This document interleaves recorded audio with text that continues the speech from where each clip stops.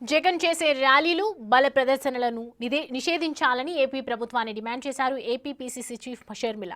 పోలీసుల సూచనలు పాటించకుండా తప్పులు చేసి జగన్ అమాయకుల ప్రాణాలు బలిగొన్నారని ఆరోపించారు.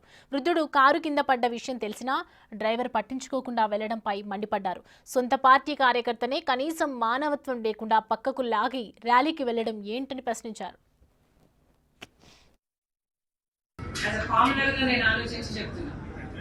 జగన్మోహన్ రెడ్డి గారికి ఇచ్చింది పర్మిషన్ 100 మంది 3 వెహికల్స్.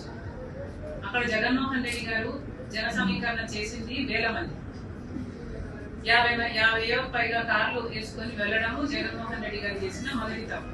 రెండో తప్పు, జగన్మోహన్ రెడ్డి గారు సైడ్ బోర్డు మీద నిలబడి కాన్వాయ్ సాగుతుండగా ఈయన షేక్ హ్యాండ్ ఇయ్యబోయారు.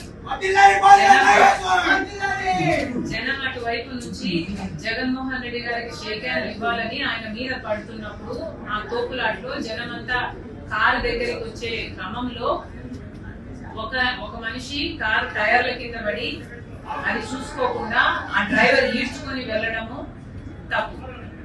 బేసిక్ గా ఇక్కడ ఉల్లంఘన జరిగింది డ్రైవర్ వల్లే కాదని ఎవరు అంటలేదు. ఇది యాక్సిడెంటే, డ్రైవర్ కూడా కావాలని చేశారని ఎవరు అంటలేదు. కాకపోతే ఆ పరిస్థితుల్లో అన్ని గమనిస్తే తప్పులు చాలా వైపుల నుంచి జరిగాయి. పోలీసులు 100 మందితో వెళ్ళమంటే 1000 మంది లేకపోతే 1000 మంది అక్కడ ఎందుకున్నారు? జగన్మోహన్ రెడ్డి గారు సైడ్ బోర్డు మీద ఎందుకున్నారు? యాక్సిడెంట్ జరిగి ఆ మనిషి టైర్ కింద పడితే పక్కన మనుషులు కారు ఆపమంటే ఆ మనిషిని పక్కకు లాగి పడేసి మళ్ళీ కాన్వాయ్ వెంటనే సాగిపోవడం ఏమిటి?